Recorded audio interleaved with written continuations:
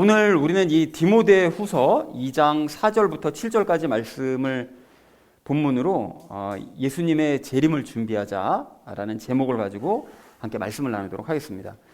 자, 우리가 지난주에 이 고난에 대한 이야기를 나누면서 그 관련된 세 가지 이야기를 우리 나눴었거든요. 첫 번째로 나눴던 말씀이 무엇이었을까요? 네, 그렇습니다. 지난주에 그 바울을 보니까 디모데에게 너 마음을 강하게 해야 된다라고 권면이라는 얘기를 우리가 봤죠. 그래서 우리도 마찬가지로 어려운 일을 겪을 수 있다는 이런 마음의 대비를 하면서 이제 마음이 강해져야 된다고 그랬는데, 그럼 어떻게 하면 강해질 수 있느냐? 지난주 본문 말씀에서 답이 있었었죠.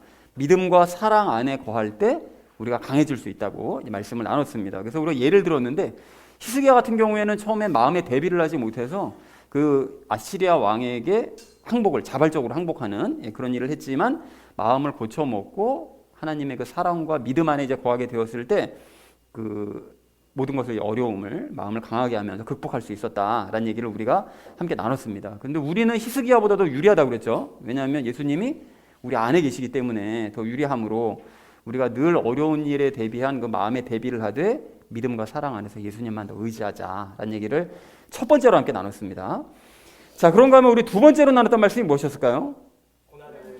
네, 그렇습니다. 그 고난을 이제 실질적으로 우리가 마음을 강하게만 할 것이 아니라 고난이 닥쳐오면 그걸 극복을 해야 되는데, 그걸 극복하는 훈련을 해야 된다고 그랬죠. 근데 예수님은 그 고난을 극복하게 하실 때 고난을 없애는 방법으로 극복하게 하시는 것이 아니라 우리를 도리어 고난 가운데로 밀어넣으시고 그 고난 가운데 함께 오시는 방법으로 우리를 고난을 극복하게 하신다고 말씀을 드렸습니다. 그래서 성경에서 그러한 예들을 굉장히 많이 드렸었죠. 뭐 이스라엘 백성들의 예라든지 다니엘과 다니엘 세 친구들 예라든지 제자들의 예라든지 우리 많이 말씀을 드렸는데, 히스기야도 사실은 그거를 깨달았기 때문에 그 고난 중에 함께 하신 하나님을 인식했던 거죠. 그래서 하나님 앞에 편지를 펼쳐 놓습니다. 그리고 하나님 앞에 이제 고백을 하는 그런 얘기를 했다. 그래서 결국은 고난을 극복하게 되더라 라는 얘기를 우리 보면서, 우리도 고난이 생기면 그게 불평하면서 그걸 막 없어지기를 위해 기도할 것이 아니라 이 고난 가운데 예수님이 함께 계신다, 그리고 이걸 반드시 극복하게 해주실 것이다 라는 것을 믿자라는 얘기를 두 번째로 나눴습니다. 자, 그런가 하면 마지막 세 번째로 나눴던 말씀이 무엇이었을까요?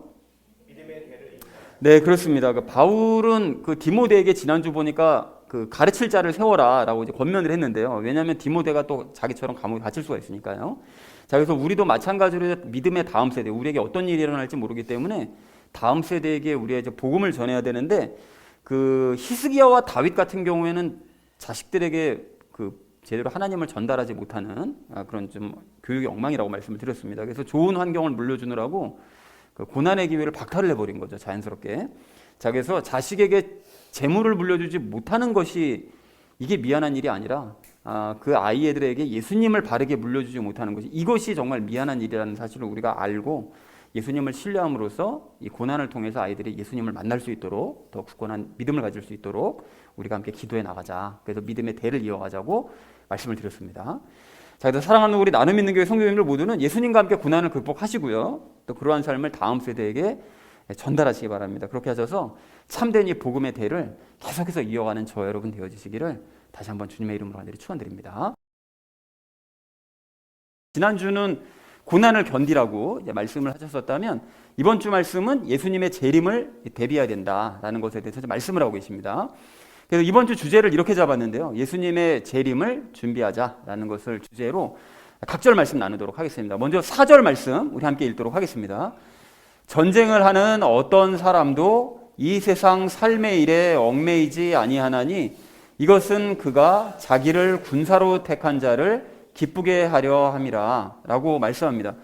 여기 우선은 이 4절에서 바울이 그리스도인을 군인에 비유하고 있습니다. 자, 그런데 세상 삶에 얽매이지 않는다, 전쟁에 참가한 군인들은 당연한 얘기겠죠. 그래서 전쟁에 참가한 군인은 세상 삶에 관심을 가질 여유가 없는데, 너무나 당연한 것이 살기 위해서는 전쟁에만 몰두해야 되기 때문에 뭐 내가 전쟁하다 말고 잠깐만 집에 좀 가스불 켜놓고 왔나 뭐 이런 거 생각하지 않죠, 당연히. 그러니까 그런 걸 생각하지 않는 이유는 지금 당장이 중요하기 때문에, 급박하기 때문에 삶에 연연하지 않는다라고 얘기를 하고 있습니다. 그리고 자기를 군사로 택한 자를 기쁘게 하려 한다는 게 두 번째 이유를 얘기하는데, 자신을 군사로 택한 지휘관이 기쁠 수 있도록 싸움에 최선을 다해야 되는 거죠. 군인들이 그 참석해놓고 전부 다 전쟁할 생각은 안 하고 도망가고 자기 살궁리만 하면 전쟁이 안 되겠죠. 그러니까 지휘관을 기쁘게 하기 위해서라도 열심을 낸다라고 얘기했다는 것이 4절의 의미가 되겠습니다.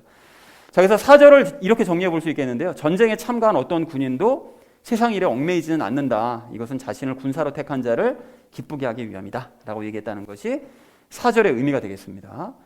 자, 이어진 5절 말씀 우리 함께 읽도록 하겠습니다. 또한 사람이 우승하려고 애써도 적법하게 애쓰지 아니하면 관을 얻지 못하며 라고 얘기하는데요. 이번에는 그리스도인을 운동선수에 비유를 하고 있죠.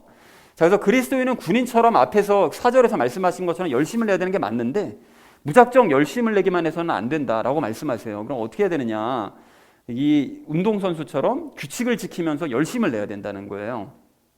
저기서 얘기하는 관은 그 월계수 있죠. 그 면류관, 그 우승한 사람에게 씌워주는, 지금으로 치면 금메달입니다. 그거를 규칙을 지키면서 열심을 내야 이제 관을 얻을 수 있는데, 그렇다면 그리스도인이 지켜야 될 규칙이란 뭐냐?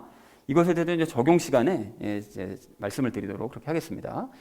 자, 그래서 5절의 의미를 정리하자면 이렇게 정리할 수 있겠는데요. 운동선수는 우승하려고 노력을 해도 적법하게 노력하지 않으면 승리의 관을 얻지 못한다라고 얘기했다는 것이 5절의 의미가 되겠습니다.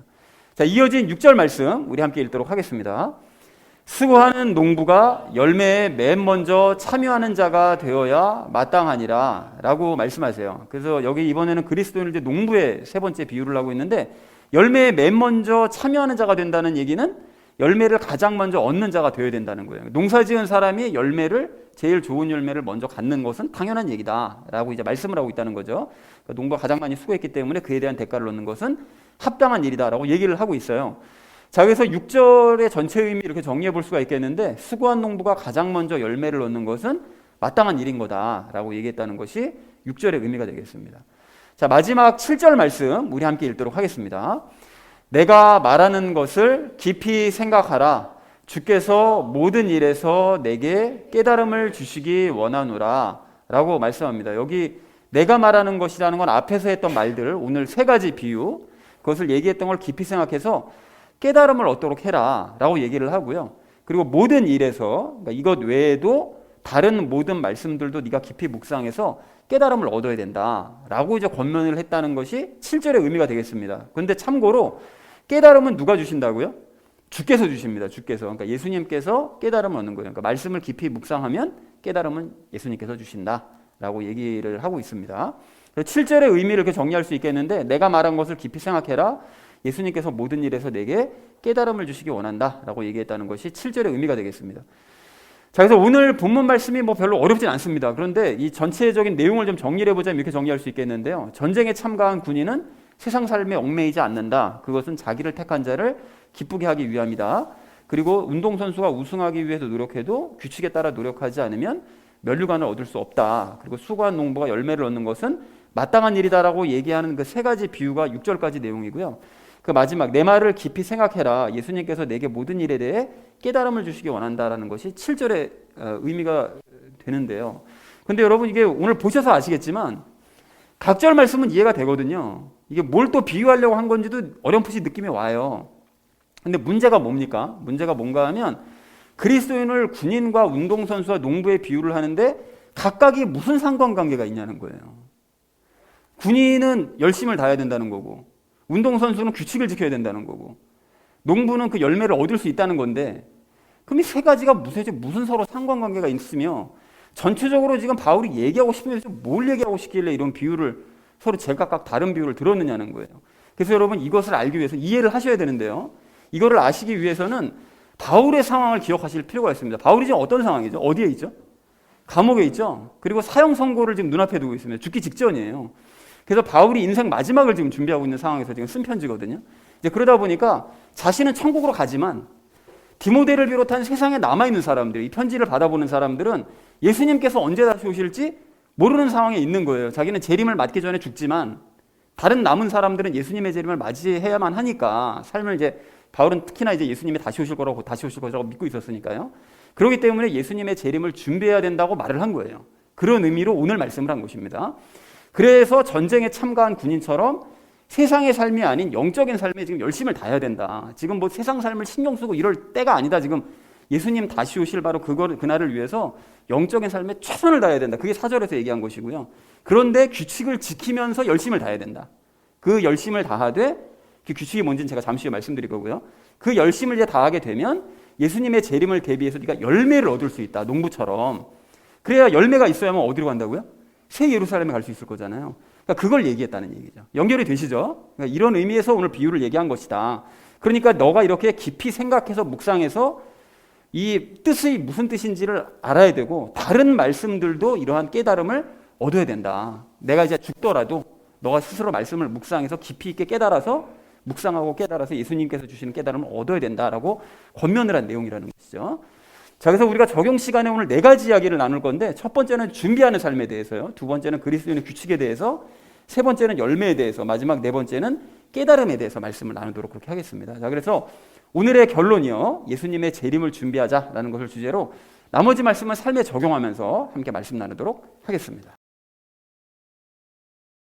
예수님의 재림을 준비해야 될 우리가 오늘 첫 번째로 함께 나눌 말씀은 영적인 삶에 최선을 다하자는 것입니다. 여러분 오늘 4절 말씀을 좀 다시 보십시오. 4절 말씀 보시면 바울은 그리스도인을 군인에 비유하고 있습니다. 이 군인에 비유한 게 사실은 그 숨은 의미가 또 하나 있는데 군인은 일단 뭐 하는 사람이죠? 싸우는 사람이죠. 그러니까 그리스도인들도 일단은 싸우는 사람들이기 때문에 군인에 비유한 거거든요. 그럼 그리스도인은 무엇과 싸워야 되느냐? 무엇과 싸웁니까? 그렇죠. 보통 이제 얘기하면은 막 뭐 사탄이랑 싸워야 된다 막 이렇게 얘기하는데 그건 아니고요. 사탄은 지하 감옥이기 때문에 지금 그게 아니고 내 안에 있는 죄와 싸워야 되는 것이 맞습니다. 자, 그래서 그리스도인은 그 내 안에 있는 죄가 유혹을 하죠. 야, 니까짓 건 해봐야 안 돼 라고 하는 그 비아냥거리며 정반대로 야, 너 정도면 충분해. 열심히 하고 있어. 뭐 그 정도면 됐지 뭘 더 하냐. 이런 유혹이요. 정반대되는 유혹으로 계속 나를 헷갈리게 만드는 이 죄의 유혹과 계속해서 기본적으로 싸워야 되는 게 그리스도인인 거예요.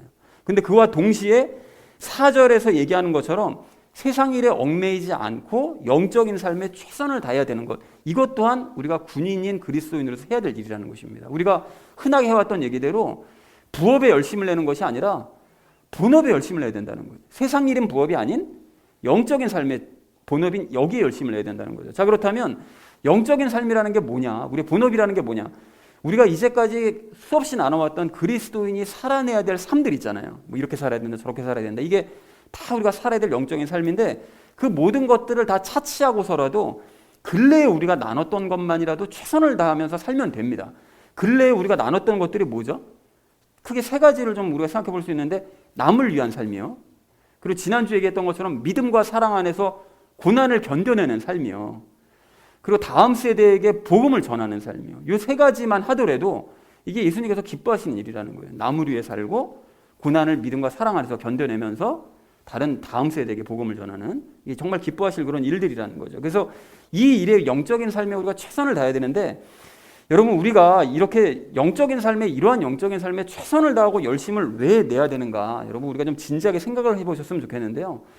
그 예수님께서는 다시 오실 때 우리가 행한 대로 갚으시고 심판하겠다고 말씀을 하셨어요. 그죠? 우리가 그걸 다 알고 있잖아요.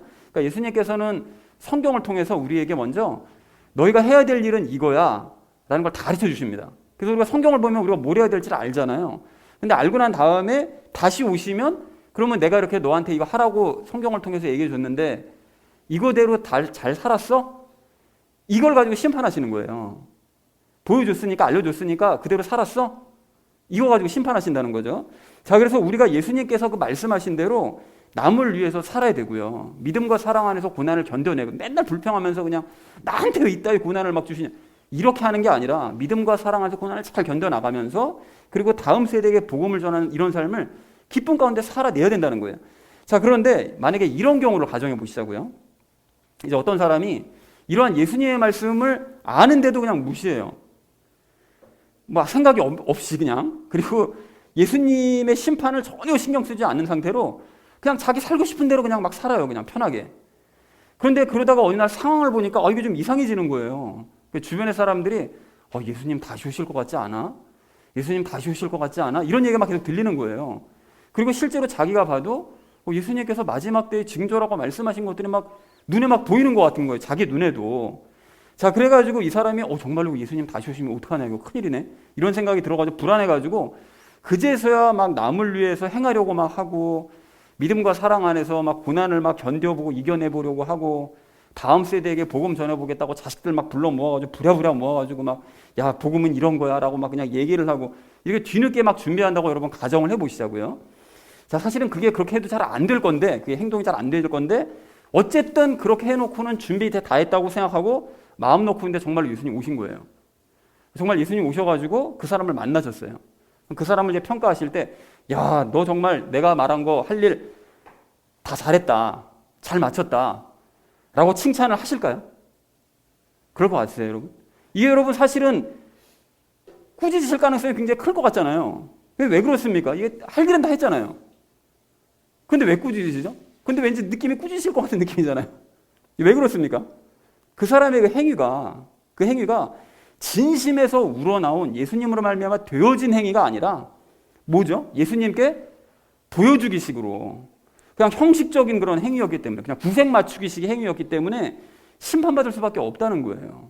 그러니까 즉 예수님께서는 하라고 하니까 억지로 끼워 맞추기식으로 말씀 지키는 것을 바라시는 분이 아니라 그리스도인이 된 이후부터 계속해서 그리스도인 닮을 살아내고 그 삶이 습관화되기를 바라신다는 거예요. 그게 혼의 구원 아닙니까? 그게 혼의 구원이잖아요. 그리고 영의 구원을 받은 사람은 그런 행위를 뭐 해야만 한다 이런 개념이 아니라 영의 구원을 받은 사람은 당연히 그런 삶을 살아낼 수밖에 없었던 거예요. 근데 그런 삶을 전혀 살지 않고 예수님 다시 오실 것 같으니까 갑자기 한다는 얘기는 영의 구원도 사실은 받지를 못한 상태인 사람이었다는 것이죠. 그러니까 그때 가서 뭘 한다고 해서 되는 게 아니라는 거예요, 이게. 자, 그래서 벼락치기 공부하듯이 난 이만큼 했으니까 뭐 됐어 라고 이렇게 보여주기 식으로 행한 사람은 불신자들과 똑같이 어떻게 됩니까? 나중에 성경을 보니까 바깥 어두움으로 내쫓겨서 일을 간다고 얘기하시잖아요. 그래서 마태복음 7장에서 막 그 얘기하신 사람들이 있잖아요. 나 예수님 이름으로 나 이런 거 땡하고 저런 거 땡하고 막 이랬는데 나를 모른 체 하시면 되냐고 막 따지는 사람들이 있잖아요. 이런 사람들이 다 그런 사람들이라는 거죠. 자, 그렇다면 우리에게로 돌아와서 여러분 한번 생각해 보십시오. 그렇게 예수님의 재림에 이제 임박해가지고 열심히 행하는 척하는 건 이거 아무 소용이 없구나 이걸 우리가 알았어요. 그리고 반대로 우리가 들은 말씀대로 열심히 성실히 준비하는 삶을 살아야 된다. 이걸 우리가 알았단 말이죠. 그러면 이러한 삶을 언제부터 시작해야 될까요? 당연히 지금 당장부터 시작해야 됩니다. 여러분 왜 그렇습니까? 예수님 언제 다시 오실지 모르니까요.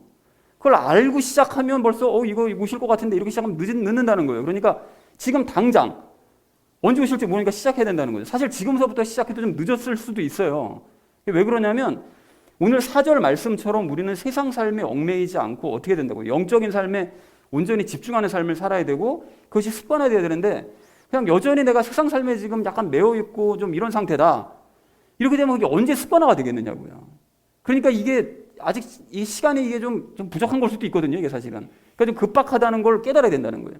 하지만 그렇다고 그래가지고 아예 포기해버리면 이게 뭐 더 늦어질 수밖에 없기 때문에 우리가 지금부터라도 이러한 삶을 살아내야 된다는 것입니다. 그러니까 전쟁에 참가한 군인처럼 긴장감을 가지고 죄와 싸워야 되는 이 전쟁터와 같은 이 세상에서 내가 살아남기를 산 사람으로서 예수님을 만나기를 원한다면 그러면 지금부터 행해야 된다는 거죠. 그래야 우리를 군사로서 그리스도인으로서 부르신 우리 예수님을 기쁘시게 할 수 있다는 거예요.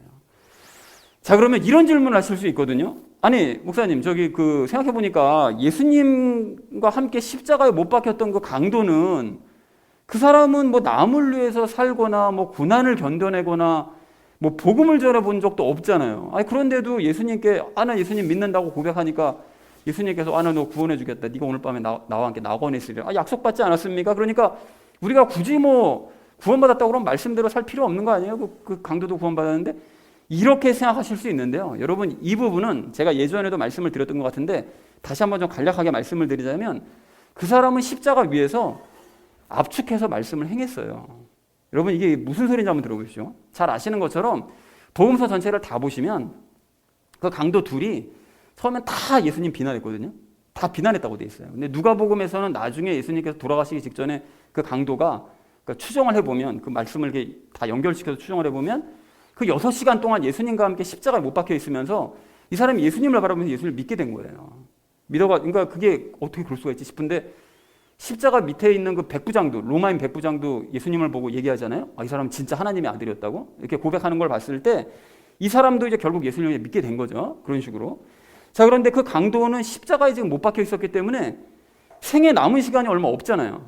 그리고 움직일 수도 없으니까 뭐 아무 일도 할 수가 없잖아요. 예수님께서 말씀하신 뭐 그리스도인의 3대로 살아야 된다는 거 못할 것 같은데, 그런데 여러분 잘 생각해 보시면 그 시간을 세분화시켜서 생각해 보면 그 사람은 십자가의 그 끔찍한 고통을 겪고 있는 중에, 예수님을 믿기 시작하면서부터 그 십자가의 끔찍한 고통을 예수님을 바라보면서 견뎌낸 거예요. 믿음과 사랑 안에서 이분이 나를 낙원으로 인도하실 것이라는 그 믿음과 그분이 나를 사랑하신다는 그 사랑 안에서 그 고통을 그 이후의 시간에는 견뎌낸 거죠. 그전에는 불평했겠지만 견뎌낸 거죠. 그리고 옆에 강도가 막 예수님 비난하잖아요. 네가 그리스도면 우리 한번 내려와봐 막 이렇게 얘기하잖아요. 너 미친 거 아니냐? 야, 우리는 우리 죄 때문에 이렇게 달린 거잖아. 이분은 그리스도시라고 이렇게 얘기함으로써 자기도 모르게 복음을 선포한 거예요. 이분은 그리스도시다. 그리고 아래 지켜보는 사람들도 있었을 거 아니에요. 그 인간들한테도 야, 저 십자가에 달려가지고 저런 고백을 하네. 이런 생각한 사람이 분명히 있었을 거라고요. 지도 지금 고통 가운데 죽어가고 있으니까 저게 지금 지 생명이 지금 급박한데 저분은 그리스도라고 고백하네. 이게 복음을 전파하는 거죠. 그리고 그 이야기가, 그 사람의 이야기가 성경에 기록됨으로 말미암아 구원에 대한 소망은 끝까지 버리면 안 된다라는 이 메시지를 모든 사람들에게 남겨줬잖아요. 그렇게 함으로써 십자가 위에서 예수님을 믿은 이후에 그 짧은 생애 동안 이 사람은 복음을 선포한 거예요. 다른 사람들에게, 다음 세대에게. 자, 그러니까 이 사람이 십자가 위에서 예수님을 믿은 이후에 그 짧은 시간 동안, 생애 동안 남을 위한 삶을 이렇게 살았기 때문에, 즉 예수님을 고백하고 구원을 받은 그 이후에 그 짧은 순간에 자기도 모르는 사이에 복음을 전파하고 고난을 견뎌내고 이런 일들을 했다라는 것이죠. 예수님 안에서. 그러니까 자기도 모르게 말씀대로 행하는 삶을 행한 거예요. 자, 그러니까 말씀대로 행하지 않아도 괜찮은 거 아니냐? 이건 아닙니다, 여러분. 그러니까 잘못된 생각인 거예요. 그러니까 그런 생각을 하시는 분들은, 혹시라도 그런 생각을 하시는 분들은 그 십자가의 강도처럼 나중에 한꺼번에 몰아가지고서는 그런 십자가의 고통과 같은 끔찍한 고통 가운데 말씀을 행하는 일을 행할 수도 있어요. 그래서 실제로 고린도전서 그 앞부분을 보면 불같은 시험을 당하면서 거기를 통과하게 된다는 말씀이 있잖아요. 그러니까 그런 일을 당할 수 있으므로 우리가 굳이 그런 고생을 해가면서 그렇게 구원의 반열에 들어야 될 필요가 있느냐? 아니라는 거죠. 그러니까 지금서부터 말씀대로 행하는 삶을 평안 가운데, 기쁨 가운데 행하는 우리가 되어야 될 줄로 믿습니다. 사랑하는 우리 나눔 있는 교회 성도님들 모두는 군인들처럼 이 세상 일에 얽매이지 마시고 영적인 삶에 최선을 다하면서 준비하시기 바랍니다. 말씀대로 행하지 않아도 괜찮아 라고 생각하시면 안 되고요. 반드시 말씀대로 행하시되 지금부터 행하시기 바랍니다. 영이 구원받은 사람은 말씀대로 행해지고 싶은 것이 당연한 일인 거예요. 그렇게 하셔서 우리를 부르신 예수님을 기쁘시게 하는 저와 여러분 되어주시기를 주님의 이름으로 간절히 축원드립니다. 예수님의 재림을 준비해야 될 우리가 오늘 두 번째로 함께 나눌 말씀은 예수님과 함께 수고하자는 것입니다. 여러분, 우리가 방금 그 영적인 삶에 최선을 다해야 된다고 이제 나눴는데요. 그런데 오늘 여러분 5절 말씀을 좀 다시 보십시오. 5절 말씀 보시면 그 바울은 최선을 다하되 어떻게 하라고 그러죠? 규칙을 지켜가면서 최선을 다해야 된다. 이렇게 이제 말씀을 합니다. 자, 그렇다면 그리스도인이 지켜야 될 규칙이란 게 뭐냐? 그게 뭘까요? 이제까지의 그 바울의 가르침을 잘 생각해 보면 다 불어들 수가 있거든요. 그러니까 바울이 가장 중요하게 생각하면서 열심을 다했던 가르침, 그게 뭡니까? 예, 말씀이죠. 말씀 중에서 어떤 말씀을 강조했었죠, 바울이? 어떤 가르침을 강조했습니까? 제일 중요하게 생각했던 가르침. 요한복음에서도 강조하는 제일 중요한 가르침. 연합의 가르침. 그것이 바울이 이제까지 가르쳐왔던 가르침이었다는 거죠. 연합의 가르침이. 그러니까 그리스도인은 연합하신 예수님과 함께라는 이 규칙을 지켜야 된다는 거예요. 이 규칙을. 그게 운동선수가 정해진 규칙을 지켜가면서 경기에 임하는 것처럼 그리스도인은 예수님과 함께라는 이 규칙 하에 모든 행위들을 해야 된다라고 얘기를 하더라는 거예요. 그래서 여러분 앞에서 우리가 나눴던 말씀이요. 그리스도인은 남을 위해서 살아야 되죠. 그리고 또 믿음과 사랑 안에서 고난을 견뎌야 되죠. 그리고 다음 세대에게 복음을 전하는 일을 해야 되는데 만약에 그런 일들을 행할 때 이게 바리새인들처럼 내 노력을 다해서 남을 위해 막 열심히 노력을 해요. 남을 위해 막 봉사한다고 막 노력을 하고 자기 능력 가지고 막 참아가면서 고난을 막 견뎌내고 그리고 자기 힘으로 막 복음을 전하는데 열심을 다한다. 이렇게 되면 하나님께서 그런 모습을 기뻐하실 거냐? 전혀 기뻐하시지 않죠. 만약 그렇게 하면 일단 일이 잘 되지도 않습니다. 여러분 바울을 아시잖아요. 바울이 왜 처음에 예수님 믿자마자 막 자기 힘으로 막 복음 전하려고 하다가 어떻게 되죠? 사람들이 막 돌 맞잖아요. 돌 던지고 막 돌 맞을 뻔하잖아요. 이제 그렇게 일이 잘 되지도 않지만 어설프게 된다고 하더라도 나중에 하나님께 벌을 받을 수밖에 없어요. 여러분 왜 그렇습니까? 하나님께서는 우리가 말씀대로 행하는 삶을 살아갈 때 그 일을 행했느냐 안 행했느냐 그 결과도 중요하게 여기시지만 우리가 그 일을 누구와 함께 그 결론에 도달했느냐 이거를 더 중요하게 여기시기 때문에 그렇다는 거예요. 자, 그래서 여러분 이거에 대한 예를 좀 들어드리려고 하는데요. 이게 명백한 예를 증명을 해드리려고 하는데 우리가 이사야서와 예레미야서를 이미 큐티를 통해서 나눴잖아요. 예레미야서는 몇 년 전에 나눴고 이사야서는 근래에 나눴는데 예레미야서나 이사야서나 그 공통점이 있는데 초반부에 하나님께서 엄청 유대인들을 책망하시거든요. 그럼 왜 그렇게 책망하시는가가 이유를 찾아보면 유대인들을 막 저주하면서 책망하세요. 왜 그렇게 책망하셨는지 여러분 기억이 나세요? 왜 저주하셨는지? 이유가 있거든요. 그것이 유대인들이 하나님이 아닌 이집트를 의지해서 아시리아의 침략을 막아보려고 하고 이집트를 의지해서 바벨론의 침략을 막아보려고 이런 행위를 하기 때문에 하나님께서 막 분노하시면서 초반부 막 10장 가까이 이렇게까지 막 저주를 퍼붓는 그런 말씀이 똑같이 기록이 돼 있단 말이죠. 자, 그래서 여기서 알 수 있는 중요한 사실이 뭐냐? 만약 우리 하나님께서 결과만을 중요하게 여기시는 분이시다. 이런 분이시라면 유대인들의 그런 노력을 도리어 칭찬하실 거예요. 그렇잖아요. 이게 적들의 눈을 피해가면서 그 이사야서를 보니까 적들의 눈을 피해가면서 아시리아군을 피해서 멀리 돌아가지고 이집트까지 가거든요. 사신을 보내요. 그래서 사신들한테 막 우리 좀 도와달라고 막 간절하게 부탁하고 이러거든요. 근데 그런 노력하는 그 이유가 뭐예요? 하나님께서 주신 그 나라를 어떻게든 지켜보겠다고 하는 그 선한 의도에서 하는 행위들이잖아요. 사실은. 그렇기 때문에 만약에 하나님께서 결과만을 중요하게 여기시는 분이시라면 그들의 그런 노력을 가상하게 여기시면서 야, 너희 잘했다. 내가 준 나라를 그렇게라도 지키고 싶냐? 그러니까 하나님께서는 그런 나라를 지키려고 하는 그들을 도리어 유대인들을 도와주셨을 거라는 거예요. 그런데 우리 하나님께서 그렇게 하시는 것이 아니죠.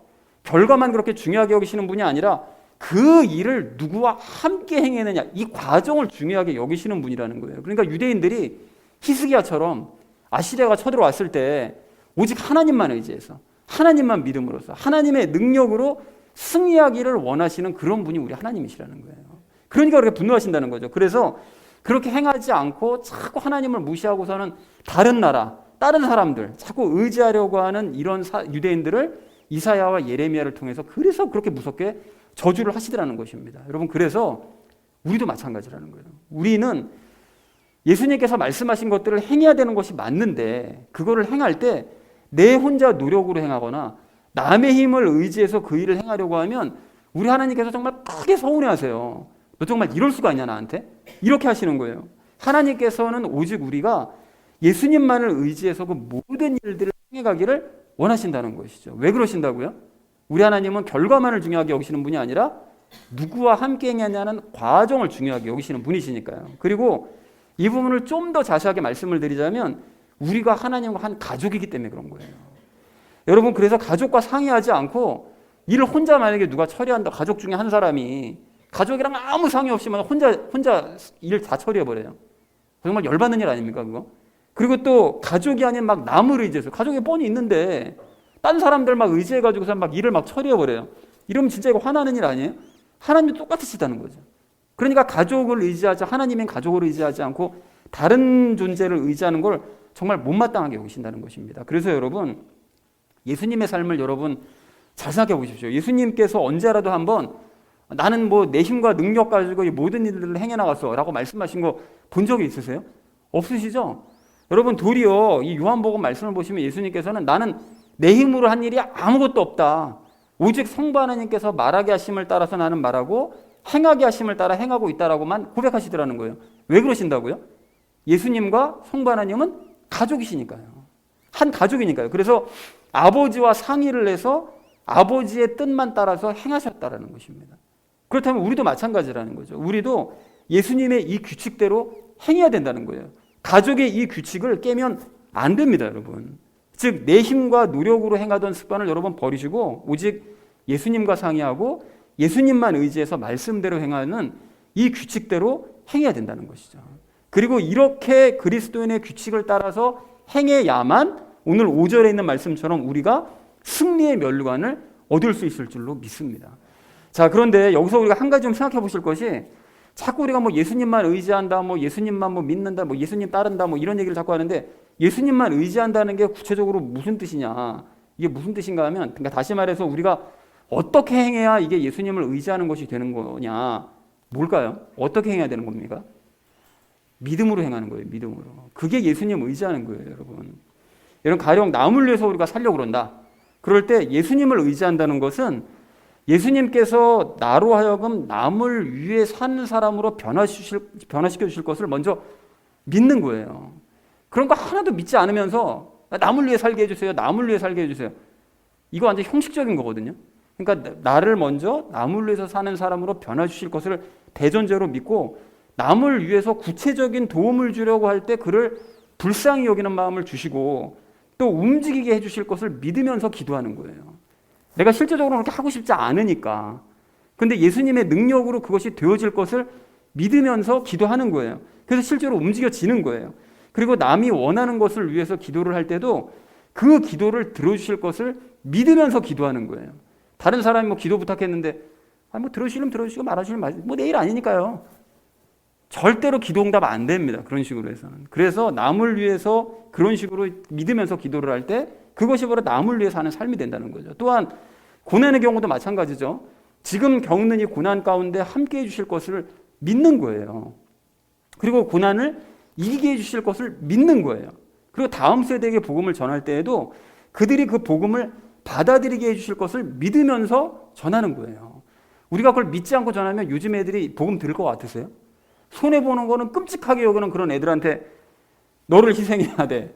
남을 위해 살아야 돼. 탁도 없는 얘기입니다. 정반대 가르침을 가르치니 요즘 애들이 받아들이겠느냐고요. 그러니까 예수님께서 이 모든 일들을 해주실 것을 믿음으로써 기도해야 된다는 거죠. 이것이 예수님을 의지하는 구체적인 모습이라는 것이죠. 여러분, 사랑하는 우리 나눔 있는 교회 성도님들 모두는 마태복음 25장의 달란트 비유를 여러분 잊지 마시기 바랍니다. 여러분, 이게 마태복음에 얘기하시는 그 달란트 비유에 등장하는 사람들은 모두 예수님을 받았어요. 달란트를 받았죠.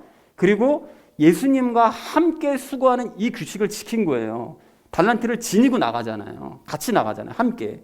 그래서 예수님과 똑같은 모습의 달란트를 남길 수 있었던 것이었고 그랬기 때문에 그들이 칭찬받고 상급을 받을 수 있었다는 것입니다.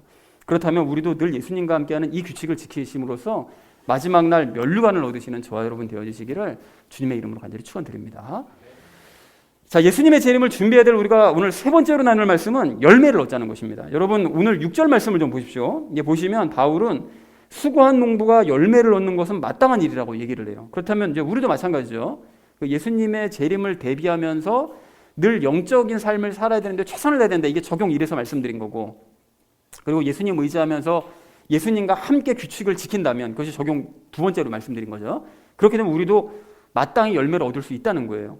자, 그리고 여기서 말씀드리는 그 열매라는 것은 당연히 성령님의 9가지 열매를 뜻하는 것입니다. 그렇다면 적용 1, 즉 내가 최선을 다해서 영적인 삶을 살아내되 예수님과 함께 이 삶을 살아내면 어떻게 저절로 영적인 열매가 맺어지지? 라고 생각하실 수 있는데 여러분, 이것이 예를 들자면 이런 것입니다.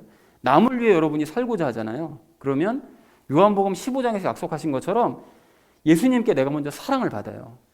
남을 위해서 내가 살고자 하면 그걸 먼저 기도해서 그렇게 되면 예수님께서 나를 사랑을 부어주십니다. 그러면 그 사랑을 받고 그 사랑을 흘려보내다 보면 그 사람이 사랑이 되어지는 거예요. 그 사람이 뭐 사랑스러워서 사랑하는 게 아니고요. 사랑스럽지 않았는데 사랑이 되어지는 거예요. 그리고 그 사람의 기도 제목을 위해서 우리가 함께 기도를 하고 응답을 받다 보면 함께 그 사람과 기뻐할 수 있습니다. 그리고 이렇게 되면 그 사람과 나 사이에 화평이 임해요. 즉 예수님과의 한 가족으로서 그분 안에서 누리는 화평을 함께 누리게 된다는 거예요. 그리고 그럼에도 불구하고 어려운 일이 닥쳐올 때는 어떻게 됩니까? 믿음과 사랑 안에서 견디긴 하지만 오래 참아야 될 수밖에 없겠죠. 그리고 그런 고난의 시간을 지나면 남을 대하는 모습이 부드러워지고 선해질 수밖에 없습니다. 그리고 고난의 시간을 견디다 보면 믿음이 더욱 강해질 수밖에 없어요. 그리고 그러한 시간을 통해서 예수님께 통제받는 온유의 모습과 절제하는 모습도 갖추게 된다는 거죠. 근데 이런 모습들을 쭉 나누고 나서 보니까 사랑과 기쁨과 화평과 오래 참음과 그죠? 부드러움과 선함과 믿음과 온유와 절제, 이것이 다 이루어지는 거잖아요. 이렇게 한 가지 어떤 행위를 하려고 예수님을 의지하면서 하다 보면 성령님의 열매가 자연스럽게 맺혀지게 되더라는 거죠. 그리고 마찬가지로 고난을 견뎌내든지 다음 세대에게 복음을 전하는 일도 이러한 과정을 거치면서 열매가 저절로 맺혀져 가게 된다는 것입니다. 여러분, 시도를 해보시면 이것이 무슨 의미인지를 이해할 수 있게 된다는 거예요. 그래서 사랑하는 우리 나눔 있는 교회 성도님들 모두는 영적인 삶에 최선을 다하시되 예수님과 함께 행하는 이 규칙을 지켜나가면서 행하시기 바랍니다. 그러한 삶을 사실 때 자기도 모르는 중에 성령님의 9가지 열매를 풍성하게 맺어가는 저와 여러분 되어주시기를 주님의 이름으로 간절히 축원드립니다. 자, 예수님의 재림을 준비해야 될 우리가 오늘 마지막 4번째로 나눌 말씀은 깨달음을 얻자는 것입니다. 깨달음을 얻자. 여러분, 우리가 오늘 말씀을 통해서 이제 중요한 사실들을 좀 다시 한번 깨달았는데, 여러분 확인해 보시자면 왜 우리가 영적인 삶을 살아야 되느냐, 이걸 깨달은 거죠. 그리고 그게 왜 그렇게 중요한 일인지도 깨달았습니다. 그리고 그 중요한 일을 행할 때는 예수님을 의지하고 예수님과 함께 행해야 된다는 이 규칙도 깨달은 거예요. 아, 그래야 되는구나. 다시 한번 확인한 거죠. 그리고 예수님을 의지한다는 것은 구체적으로 예수님을 믿는 것이로구나. 이것도 우리가 깨달은 거예요. 그리고 그렇게 행할 때 그리스도인으로서 가장 중요한 열매를 맺을 수 있구나. 이것도 우리가 깨닫게 된 것입니다. 자, 그러니까 우리가 이 모든 말씀대로, 오늘 나눈 말씀대로 행하기만 하면 예수님께서 재림하실 때 새 예루살렘으로 갈 수 있는 방법을 결국 깨닫게 된 거예요. 그죠? 그러니까 깨달으면 결국은 것이 새 예루살렘에 이르는 구원에 이룰 수 있다. 그래서 깨닫는 것은 너무나 중요한 것이다 라는 것을 알 수 있다는 거예요. 자, 그러면 질문 드립니다, 여러분. 우리가 이 모든 것들을 지금 어떻게 깨닫게 되죠? 아, 이거 깨닫고 이거 깨닫고 이거 깨닫고 이거 깨달았는데, 이렇게 깨닫다 보니까 그렇구나. 결국 우리가 이걸 깨닫으면, 그리고 이렇게 살게 되면 결국은 새 예루살렘에 이룰 수밖에 없겠구나. 이걸 깨닫게 되는 과정을 어떻게 깨닫게 됐다고요? 그렇습니다. 말씀입니다. 이 시간 여러분, 말씀이 선포되고 그 선포된 말씀에 대한 설명을 들었기 때문에 이걸 깨닫게 된 거예요. 그러니까 다시 말해서 새 예루살렘에 우리가 들어가기 위한 방법, 예수님의 재림을 대비하는 방법을 결국 뭐 때문에 깨닫게 됐다고요? 말씀 때문에 깨닫게 된 거잖아요. 그죠?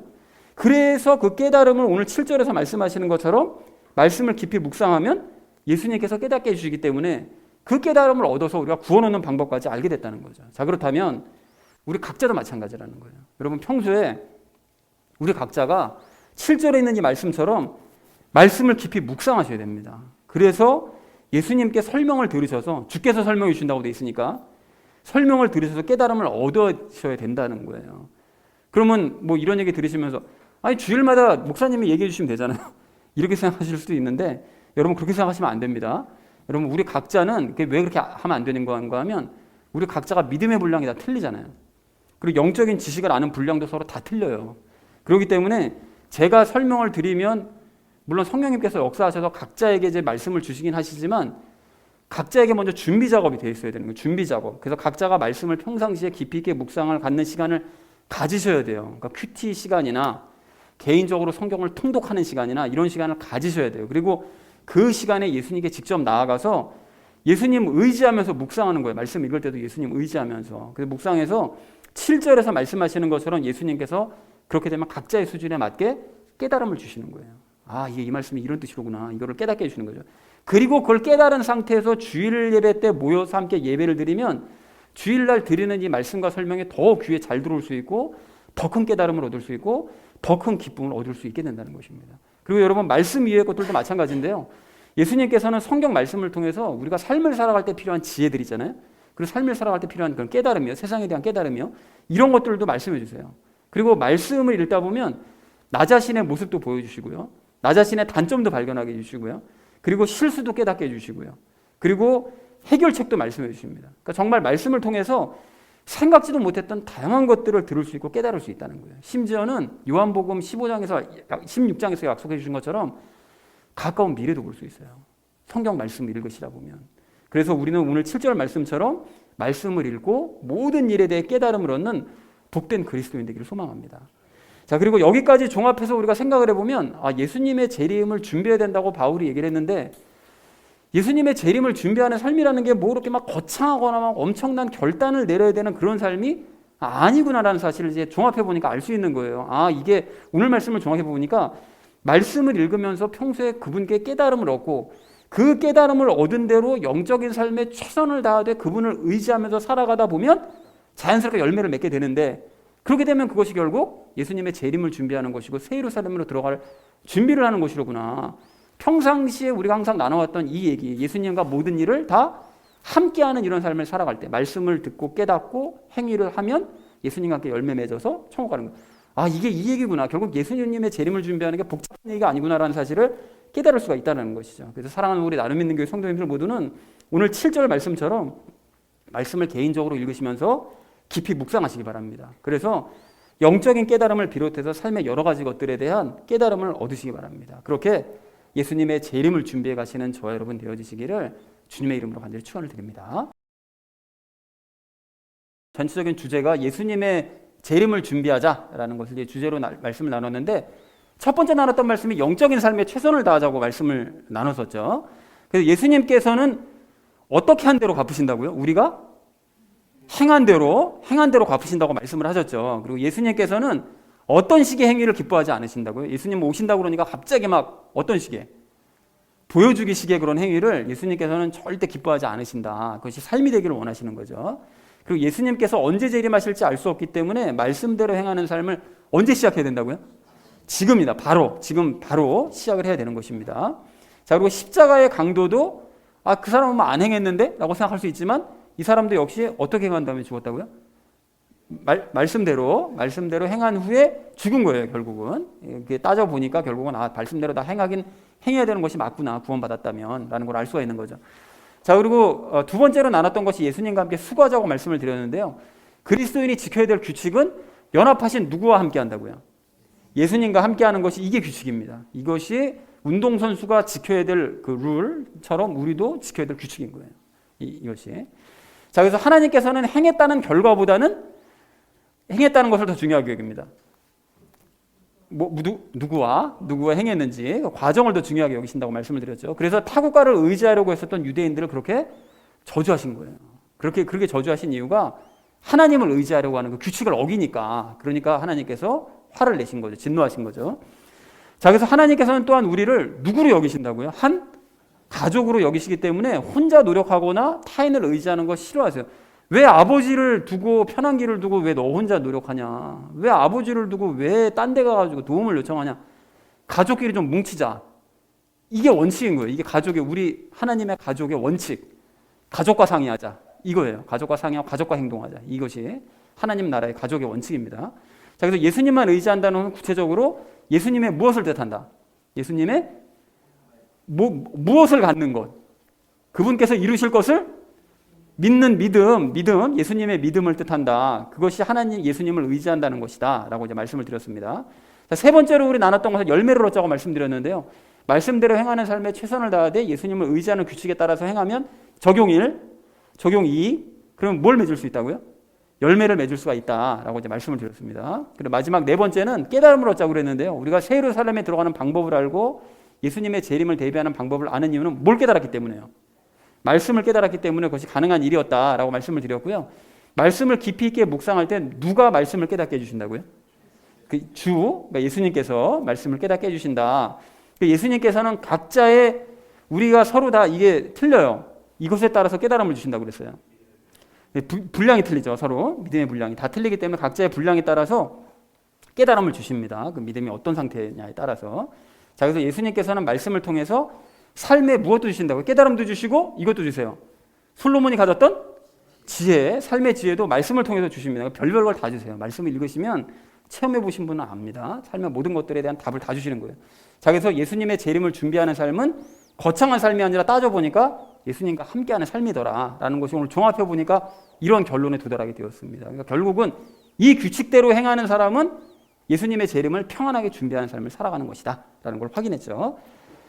자, 그래서 사랑하는 우리 나눔 있는 교회 성도님들 모두는 예수님의 재림을 대비하셔서 말씀대로 행하는 삶을 사시되 예수님 의지해서 여러분 행해 나가시기 바랍니다. 그렇게 하셔서 풍성한 삶의 열매 맺으시고 영적인 지혜와 삶의 지혜도 풍성하게 얻으시는 저와 여러분 되어주시기를 주님의 이름으로 간절히 축원드립니다.